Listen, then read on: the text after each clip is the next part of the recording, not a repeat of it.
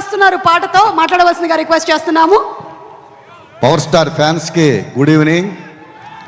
దేక్కిలేంగే సాల పాట ఇందులో నాకు బాగా నచ్చిన పాట. నాకు ఈ మధ్యకాలంలో నేను రాసిన పాటలో నాకు బాగా నచ్చిన పాట. పవన్ కళ్యాణ్ గారికి పాట రాయడం ఏ రైటర్కైనా ప్రివిలేజ్గానే ఫీల్ అవుతాం. హరీష్ అన్నయ్య అన్నాడు ఈ మధ్య ఇంటర్వ్యూలో, గాల్లో తేలినట్టుంది లాంటి పాట మళ్ళీ నాకు రాయలేదు అని చెప్పేసి. సో దేఖలేంగే సాల కానీ, గుండె జారి గల్లంతయిందే కానీ హరీష్కి రాసిన అన్ని మంచి పాటలు రాశాను. హరీష్ అన్నయ్య లిరిక్ రైటర్లని చాలా అద్భుతంగా చూసుకుంటావు. అలాగే హరీష్తో వర్క్ చేయడం అంటే రిలాక్స్గా ఏదో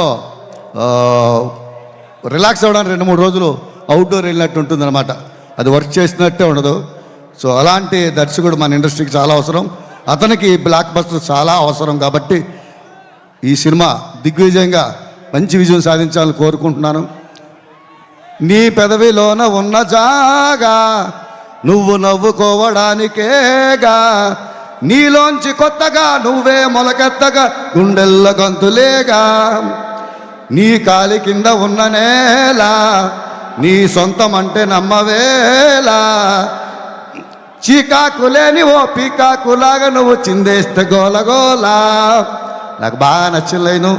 ఇంత అద్భుతమైన లైన్స్ ఓకే చేసుకున్నందుకు హరీష్ శంకర్కి మరోసారి ధన్యవాదాలు తెలియజేస్తూ, ఈ సినిమాకి నిర్మాతలు నవీన్ గారికి, రవి గారికి, అలాగే ఇంత మంచి బాణి ఇచ్చిన దేవి గారికి ధన్యవాదాలు తెలియజేసుకుంటూ, పవర్ స్టార్ గారికి మరోసారి మీ అందరి కర్తార్థంలో అందించండి.